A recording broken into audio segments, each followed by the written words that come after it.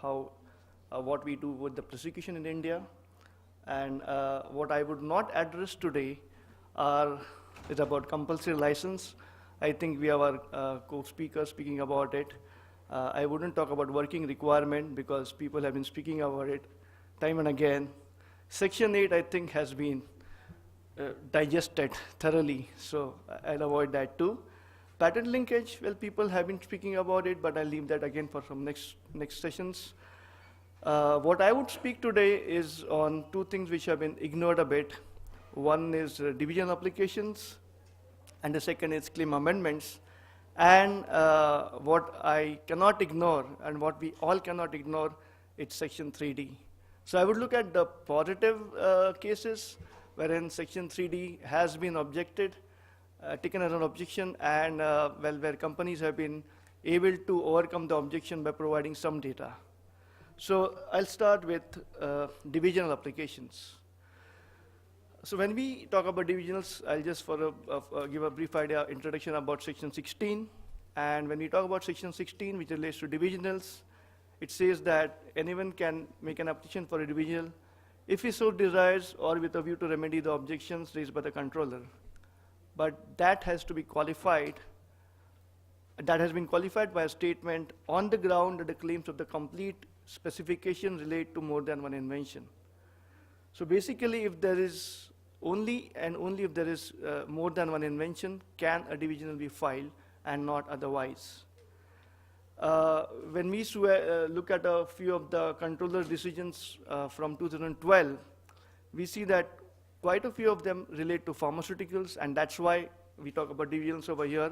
And most of the times, the strategies of the companies has been to keep the applications pending by filing divisionals before the grant or the refusal of the parent, and then try to argue at a later point of time, which is a fine strategy. But we see that in most of the cases, those divisionals have not been granted. In case of SIBA, it was granted, and we'll find out what the issue was with SIBA. And here we see that in that particular case, the parent was filed in the era when the process patents were patented and products had to be filed in a mailbox. But at that point of time, most of the attorneys either didn't know it or probably they missed out on filing in the mailbox. And there have been quite a few cases wherein the product patents have not been filed in mailbox. All of them have been filed along with the process as a regular application. So now, what do? Either we lose our claim to the product or try to find a solution. And the solution was that let's try to file a divisional. And in that case, the process was filed and it was granted, and product claims were taken out, deleted, and then they were filed again as a product claim in the divisional patent application. And the argument was that the parent relates to a process and the divisional relates to a composition. And since we do not have any other alternative, any other remedy to this, it should be granted. Surprisingly, the controller granted this application in 2012. But unfortunately, that does not mean that every application which has traversed this way will be granted, because if we see again, there have been other applications. One application in 2012 itself, wherein a product claim was filed as a divisional, it was not granted. So the same case, similar case, same type of arguments which have been presented to the controller. One was granted, the other was not granted. So probably in such cases where the product claim has not been filed as a mailbox, and that has been tried to be filed as a divisional to ensure that the product is claimed later on, it may happen that these may not be granted as a divisional. If you're lucky, like SIBA, you may get it, but most probably not. So there have been a host of decisions by the IPAB where it's very clear that the IPAB says that we are not convinced that if he so desires, which is used in Section 16, is not unconditional. So basically, IPAB makes it very clear that if there has to be a divisional which has to be filed, there has to be a basis for it, and it cannot be without a situation of plurality of distinct inventions. Only in the case of distinct inventions can a division be filed. The same was reiterated again by the IPAB in another decision of Bayer. So the existence of pluritum invention is the basis of a divisional. So what does that lead us to?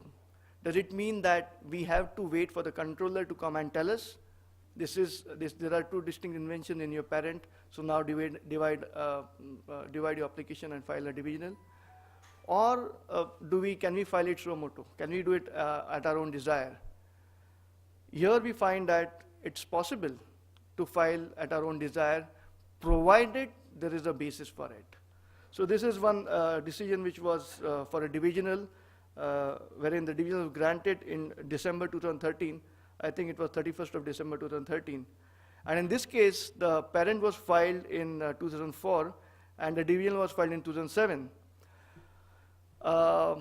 Unfortunately, in the parent application, when the FER was received, there was no objection on the unity of invention in the examination report. So there was no basis as such from the controllers, from the patent office. There was no direction to file a divisional.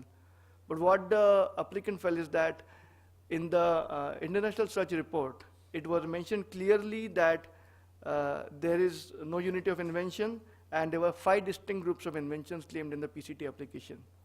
And when it came to the national phase, the applicant felt, now I have a basis. There is something in the ISR which I can use to file a divisional, and he filed for a divisional and it was granted. So in case there are such objections on unity from different other jurisdictions, maybe if there's no divisional objection in India, you might want to import some of the objections from other jurisdictions and try to convince the patent office. So at least this case tells us it is possible. So now we go to the next part, which is the other interesting part about divisionals of divisionals. And what section 16 says, once again, is that a person who has made an application for a patent may at any time before the grant of patent file another application. When you talk about before the grant of the patent, which is the patent we are talking about?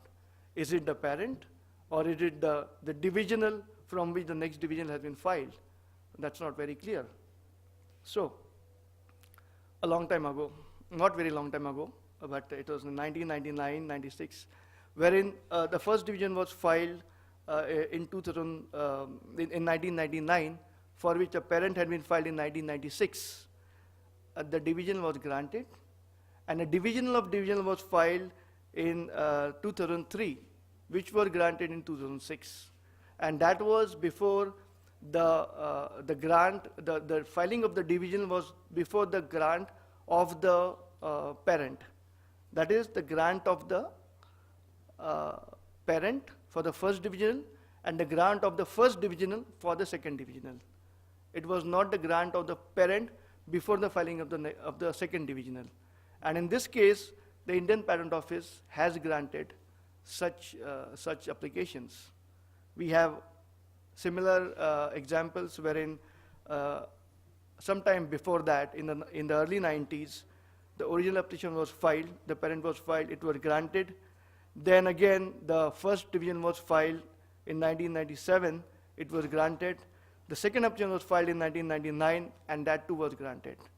So we see here that the divisional of divisionals has been granted in the past. But now we see that a situation after 2005 seems to have changed. And what we see is that in some of the controller decision, one of the decisions was for 264/2005. And here the controller has come up with an objection. It says that the application seems to be an invalid divisional application. It's divided out of 346/2001, which itself is divided out of 8/97. And here the objection by the patent office was very clear. It mentioned divisional application out of divisional application is not allowable under section 16. So that's a complete U-turn from what was previously decided by the Indian Patent Office in the late 90s or early 90s and before 2005. Again, the Patent Office came up with an objection saying that this application is time barred under section 16(1), because the parent application has been sealed before the filing of the second divisional. That's one of the cases. When there was another case wherein an objection on plurality was included in the first exemption report, and it mentioned that there is plurality of invention, but the examiner did not mention the exact number of inventions. Another result, the applicant could file only one divisional. And the first divisional was 68 Movement P 2007, which was filed before the grant of the parent application. And in the examination report of 68 Movement P 2007, which is the divisional, the examiner raised another objection that there is a plurality of invention for this application. So the applicant went ahead and filed the second divisional. And here, the examiner had come up with, or the controller had come up with a different set of arguments. And it says that since the second divisional was not filed before the grant of the first divisional of the parent, the second division is time barred and it will not be allowed. So, it also said in that particular objection, the further application can be filed at any time before the grant of the parent to the patent to the original or first amended application, but there is no provision to file the further application to already filed further application, and hence the instant application does not qualify. So this is something very difficult to digest, especially given the fact that before 2005, it was allowed, and later on it is not allowed. So as of today, divisionals of divisionals are not allowed, but hopefully we could see maybe some decisions by the appellate board where we will find it may be allowed. So the position is before 2005 it's allowed, after 2005 not allowed. I'll quickly go through the claim amendments, and here we can see that under section 59, claim amendments would not be allowed if there's no disclosure in the specification and if it is not within the scope of the claim of the specification before amendment. Now again we come to a very difficult situation because according to the PCT applicant guide, any application which is filed in India should be allowed to be amended while entering the Indian national phase. But then, and that too would be very relevant because in India we have certain sections under which inventions which are acceptable in other countries may not be patentable in India, especially section 3D and 3E and so on. So before July 2012, amended specification claims were filed by way of voluntary amendments at the time of national fair entry. But there was a public notice by the Indian Patent Office wherein it clarified that the IPO does not allow an applicant to amend the specification before he actually enters the Indian national phase. Now that became a problem because if there is a situation wherein a certain set of claims have been filed at the PCT, and when the applicant wants to enter India, I would like to amend the claims to make it acceptable to the Indian Patent Office, those won't be allowed. So we have an example wherein the claim which was first filed related to a composition. It was amended at the international phase to a use claim, and while entering India, it was amended again to a composition, a synergistic composition. So what the controller said is that the applicant is not allowed to change the specification and the claims at the time of national fair entry. He could do it once he enters. And again, section 59 does not refer to original claims. What the applicant said that, well, in my original claim, it is a composition, so I shouldn't get a claim to composition. The controller said, no, that's not what section 59 says. You are allowed to only refer to the claims before the amendment. And in this case, the claim before the amendment was for use. There is no basis for a claim to composition, so you lose it. Sorry about that. Now this again has an effect on the filing fees, because if there's an application which has a lot of claims which are not going to be patentable in India, and if the applicant would like to amend these claims and delete these claims, it's not possible. So the applicant has to enter the international phase with a set of claims, maybe 50 more, pay the fees, and then let it go. There is no other option as of today. So that's the claim amendments, and I'll quickly go through section 3D because we can't ignore it. Back in 2007, it was very clear that IC50 values were a measure of efficacy, and there was a decision of the controller in 2012, wherein it was mentioned that if there's a increase in the in vivo absorption, which is leading to a 100 times lowering of the toxicity, that could also be taken as a measure of efficacy. So MIC values have been taken as a measure of efficacy so long for quite some time, right from 2007 to 2012 to 2013. But what we find is that even now, as of after the Novartis case, I won't speak about Novartis case right here, but we see that if there's any data which is provided regarding inhibition, it is acceptable, and at least in some of the cases, and the patent office allows it. Whether they'll withstand a challenge in the courts is something which we have to see. The Roche case mentioned specifically about bioavailability. It was mentioned that bioavailability and efficacy are two different concepts, not allowed. But the Supreme Court decision in the Novartis case mentioned whether an increase in bioavailability leads to an enhancement of therapeutic efficacy must be specifically claimed and established. So that leaves room whether to find out for the applicant to decide whether bioavailability is going to be accepted or not.